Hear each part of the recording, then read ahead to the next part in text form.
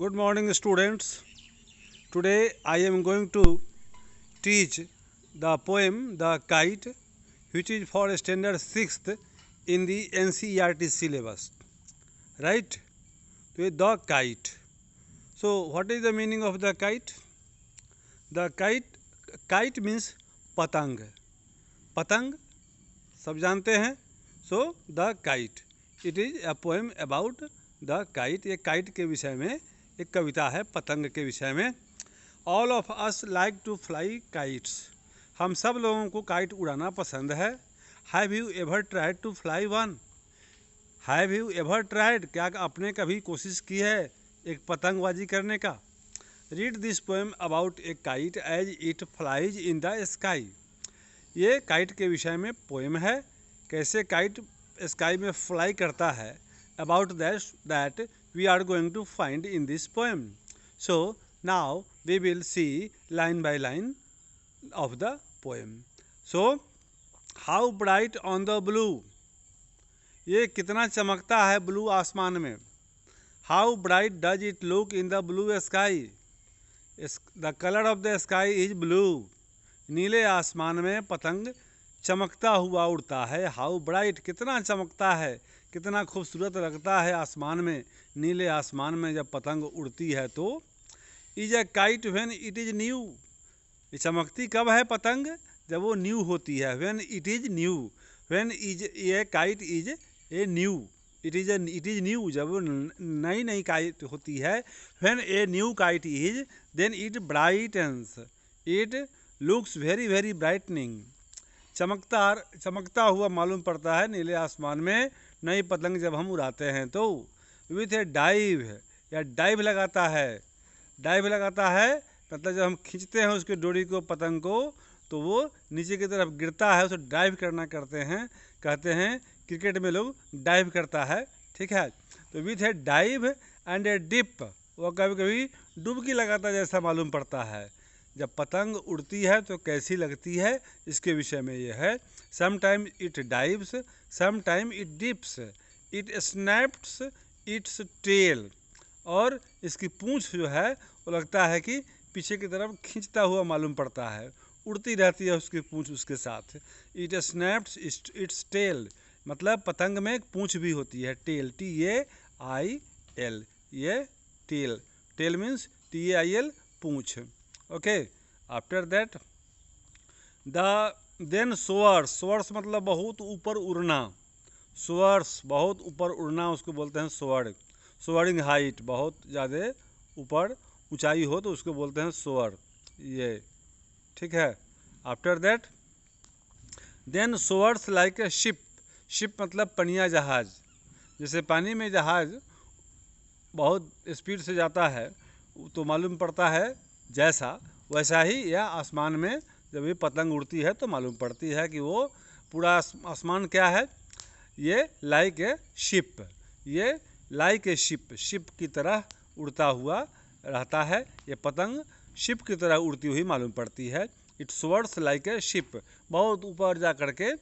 सोअरिंग height, so it looks like a ship. With only a sail, उसमें एक ही cell है.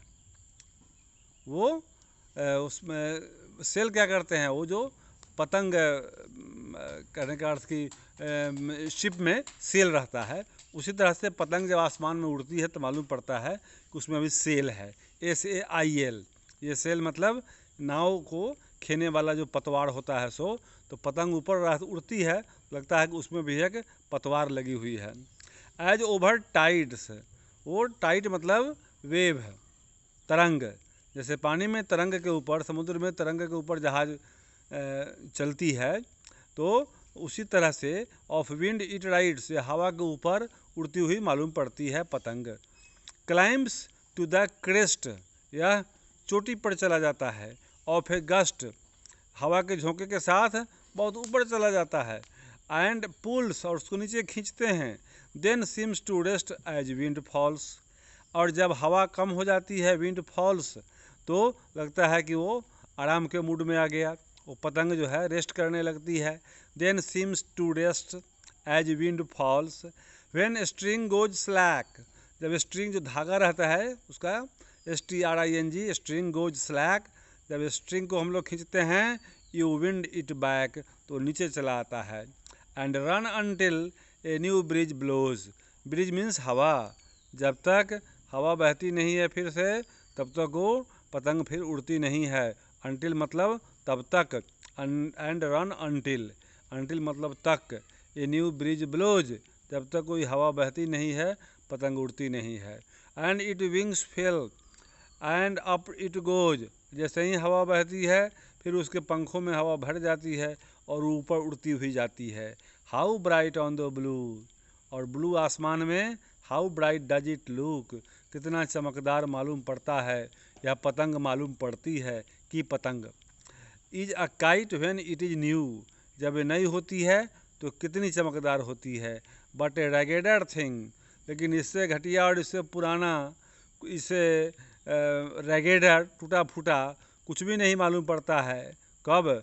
You never will see, आपको इससे टूटा फूटा या उससे पुराना, इससे ख़राब हालत में कोई नहीं मालूम पड़ेगा।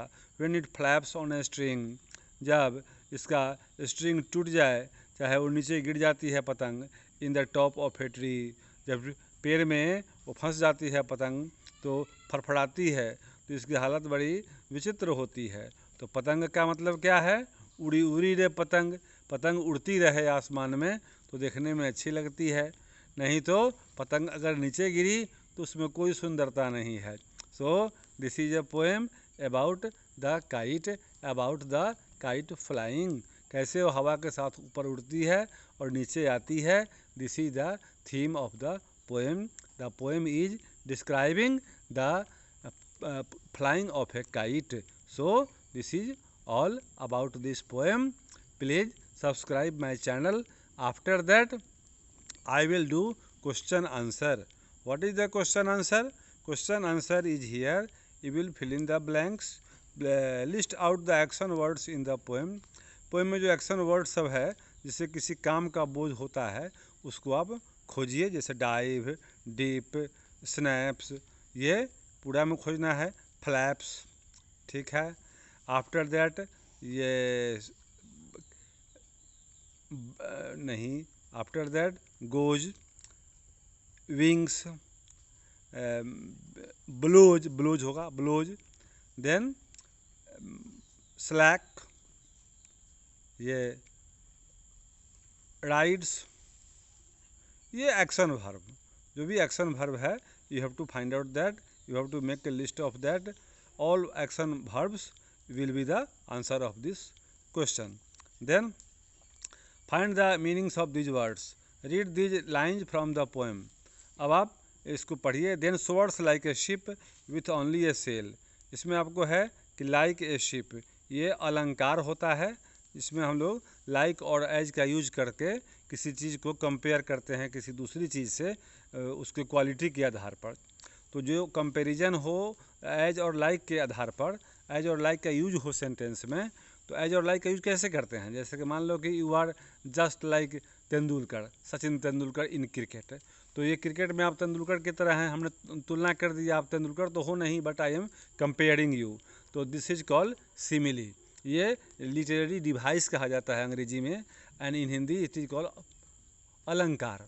अलंकार क्या है? आभूषण है, ज्वेलरी है भाषा का, लैंग्वेज का ज्वेलरी। तो jewellery of language is called literary device. So it is the movement of the tailless kite is compare to a ship. बिना टेल की जो काइट है that has been compare to a ship with a sail. It is looking like a sail, it has been compare to a sail with a sail. So this is called a simile. Means very simple way method to identify the use of simile whenever a sentence is found with as or like। जो comparison करते हैं किसी चीज़ को किसी चीज़ से, किसी वस्तु का किसी वस्तु से, on the basis of the quality, then it is called simile. जैसे कैन यू सजेस्ट व्हाट और who the following actions may be compare to? He runs like a leopard, he runs like a leopard, ठीक है। इसमें आप लिख दीजिए he runs like a leopard, ठीक।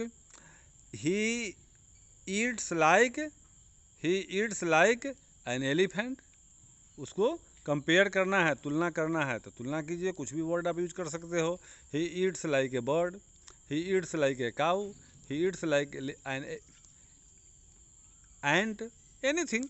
She sings like a cuckoo, ठीक है, she sings like a cuckoo.